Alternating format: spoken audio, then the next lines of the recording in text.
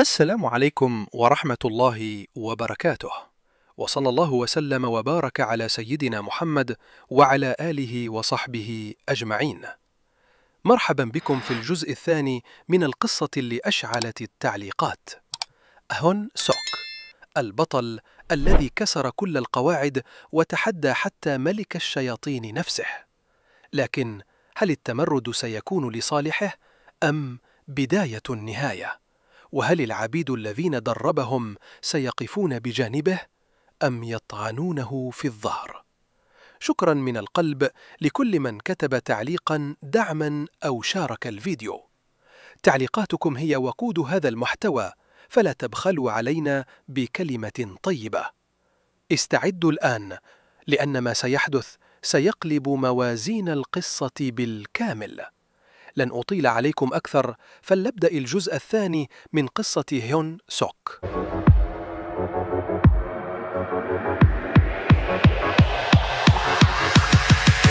يقول رايدون: على أي حال، حسناً، لقد أنهينا مهمة كسب التأييد، حان الوقت للانتقال إلى خطوة التالية. ويقول هيون سوك: عذراً يا سيدي رايدون، إذا كان الأمر علي ما يرام، هل يجوز لي تدريب العبيد؟ فيقول رايدون: قل لي مزيد. فيقول: إذن لتدرب العبد فمنهما يزيدونه القوة وسيعملونه العمل 3 أضعاف بدل من مرة، فما رأيك يا سيد رايدون؟ يقول: حسنا، أنا أسمح لك هذا. ويكلم نفسه، وكان كونه تابعا لملك الشياطين لم يكن كافيا، فهو الآن يدرب العبيد. لم تعد رحيل قاردة علي تحمل هذا المعاناة لفترة أطول، ويقول له: أوه، أنت صاخبة جداز، استمع جيدا، لدي خطة. ويقول رحيل: ما الذي تريد أن نفعل بي؟ فيقول له: أنا لست مثلك، أنا سأستخدم العبيد لبدء الثورة. ويقول رحيل: ما معني هذا؟ ويقول له: هناك 3000 من العبيد البشريين في هذه القلعة، وفي وقت نفسه جيش ملك الشياطين لديهم حوالي 500 جندي فقط، وهناك تحالف البشر قريب من القلعة. عندما تبدأ الثورة سنستخدم الفوضى لطلب التعزيزات من التحالف. ويقول رحيل: أيها البطل، أنت لست مجرد رجل قوي ذو غضلات، بل ذكي كمان. ويقول هيون سوك: لذا الشيء الوحيد المتيقي الآن هو نقاط البطل التي حصلنا عليها من المهمة. ويقول رحيل: هل حصلت عليهم حقا؟ هذه المهمة لم تكن مزيفة؟ ويقول له: لقد أخبرتك أنها حقيقية. ولأن هل يجب علي أن نلقي نظرة علي متجر؟ أرجو أن يكون هناك شيء جيدا ألا النافذة. لقد حصلت علي حبس النفس مسوي لقد حصلت علي حبس التبرع. هل هذه مهارات تليق ببطل؟ ويقول رحيل: لابد أن السبب هو أنك المستوي أول فقط. بمجرد جمع المزيد النقاط وترقية مستوي المتجر سيكون هناك بالتأكيد أشياء مفيدة. أصمت أيتها الجنيه المحتالة، أنقذوني! في الصباح الجميع قوموا بتحية سيد العبيد، ويقول هيون سوك: بعد ذلك سوف نغني النشيد الوطني. ابدأوا النشيد الوطني. نحن جيش الملك الشياطين العظيم، نهزم البشر ونأكل البشر. يقول رايدون: لقد كان منح الإذن للتدريب هو القرار الصحيح. وفي مكتب قائد رايدون هناك أخبار عاجلة. الجيش البشر يتقدم في هذا الاتجاه. الفرقة الثامنة التي واجهتهم تعرضت بالفعل لكمين وهزموا. ويقول رايدون: الفرقة الثامنة هي أكبر قوة، حتى لو هزموا فالأمر مجرد مسألة وقت قبل أن يصلوا إلي هنا. من المؤسف أننا سنضطر للتخلي عن الحصن الذي تم الانتهاء منه حديثا بهذه السهولة. فأيقول له: ليس هناك وقت، يجب عليك الفرار الآن. ويقول: انتظر جاك. يقال: إن الحرب تعتمد علي الإمدادات. حسنا جاك، اذهب، سأجلب هيون سوك واتبعك. هيا، هل أنتم تركضون جيد؟ بسبب خطأ الضابط، فإن تديب القتال اليوم كان عديم الفائدة مرة أخرى. ويكلم نفسه: لقد زادت إحصائياتي قليلا، لكنها ليست كافية علي الإطلاق للقيام بانقلاب. أوه، لو كان أي شيء بالنمو بسرعة. هيون سوك القائد: رايدون، ليس لدينا وقت، تعال معي الآن. ماذا؟ إلي؟ أين؟ تقدموا، النصر في متناول يدينا. ها هو، ذلك الرجل هو الكابوس الأحمر، اهجموا معا، النصر قريب. ويكلم هيون سوك نفسه: لماذا جيش البشرز لا؟ ربما هذه هي فرصتي، إذا استطهت القضاء علي جيش ملك الشياطين والعود إلي المجتمع البشر.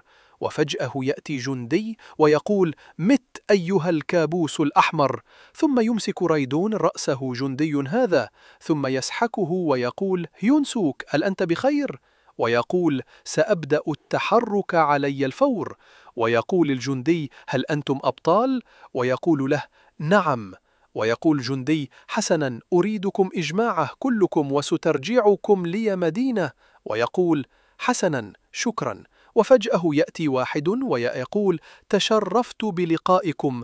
آها، الأبطال، أنا أولافين غريمير القائد. تم إكمال تجمع الأبطال كلهم.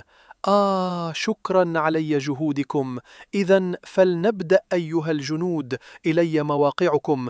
الهدف هو القضاء علي الأبطال الذين أمامنا. ويكلم هيوسوك نفسه: وداعا العالم الآخر، وداعا مغامرتي، وداعا فرصتي الثانية في الحياة. هذا الشخص أسقط كل خطاتي ويقول: رحيل أيها البطل، استيقظ، لا تيأس، اخرس أيتها المخادعة.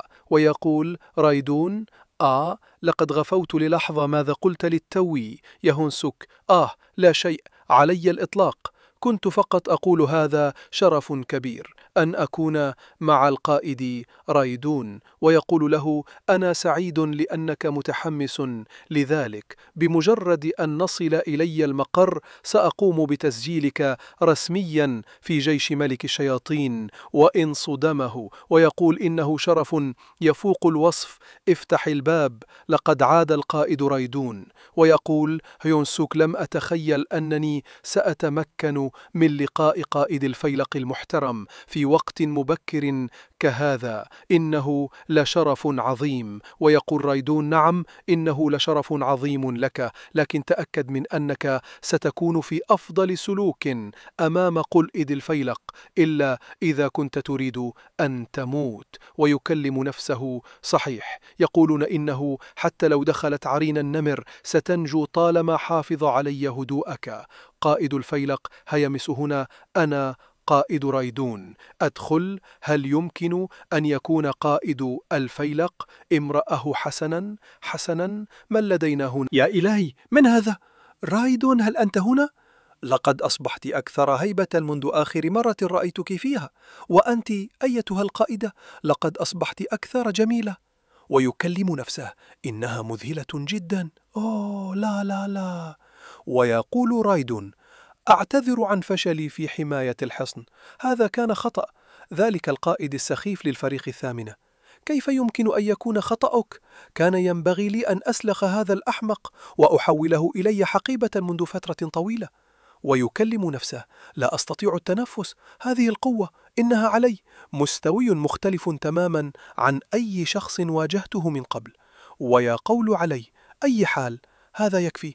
من هو هذا الإنسان الذي بجانبك؟ ثم يقول رايدون: إنه هيون سوك، أحضرته هنا ليجنيده رسميا في جيش ملك الشياطين. إنه لطيف. بما أن رايدون اختاره بنفسه، هل يجب أن أتوقع منه الكثير؟ ويقول: يمكنني القيام بذلك بشكل جيد. ويقول قائده هيمسون: لكن مع جسد مثل هذا سيتم التهامه. مجرد انضمامه إلي جيش ملك الشياطين؟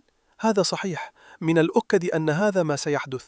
ومع ذلك أن ينضم إنسان إلي جيش ملك الشياطين، لذا إذا سمحت لي سأقوم بتدريبه شخصيا. ويقول: لا، يجب ألا يضيع رايد وقته علي إنسان عادي.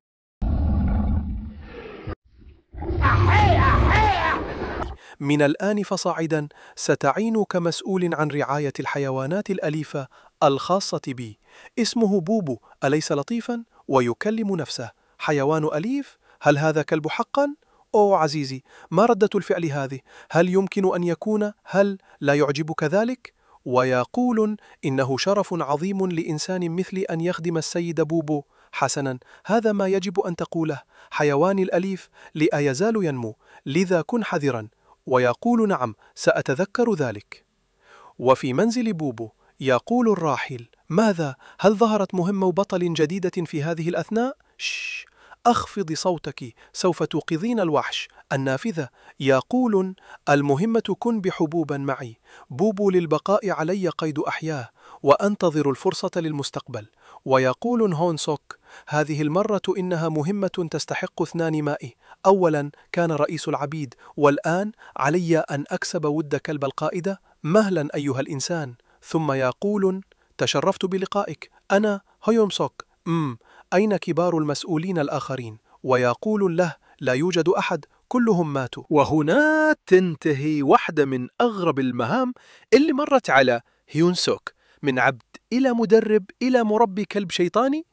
لكن من قال إن هذا هو الحد؟ الجزء الثالث قادم وبقوة، فيه انقلابات، خيانات، دماء، وأول مواجهة حقيقية مع قادة الشياطين. شكرا على دعمكم الجبار. لايك، اشتراك، تعليقك الناري تحت بيفرق معانا كتير. هذا كان الجزء الثاني من هيون سوك، واستنونا في الجزء الثالث اللي راح يقلب الطاولة على الكل. والسلام عليكم، وصلى الله وسلم على سيدنا محمد.